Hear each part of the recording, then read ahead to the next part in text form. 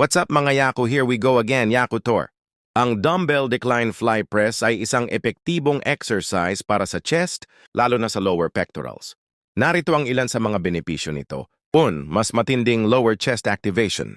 Dahil sa decline angle, mas nakatutok ito sa lower part ng chest na mahirap i-target gamit ang flat bench. 2. Pinalalakas ang chest at shoulders. Pinagsasama nito ang fly, in stretch at contraction, at press, pushing movement. Kaya mas lumalakas ang pectorals, anterior deltoids at triceps. 3. Mas mahusay na muscle stretch at contraction. Ang fly motion ay nagbibigay ng mas magandang stretch, habang ang press ay nagpapalakas sa contraction, kaya optimal ang chest growth. 4. Mas counting shoulder strain. Kumpara sa flat at incline presses, ang decline angle ay nagbabawas ng stress sa shoulder joints, kaya maganda ito kung may history ka ng shoulder pain. 5. Nagpapalakas ng pushing power. Nakakatulong ito sa overall pressing strength na maaaring mag-translate sa mas malalakas na bench presses at push-ups.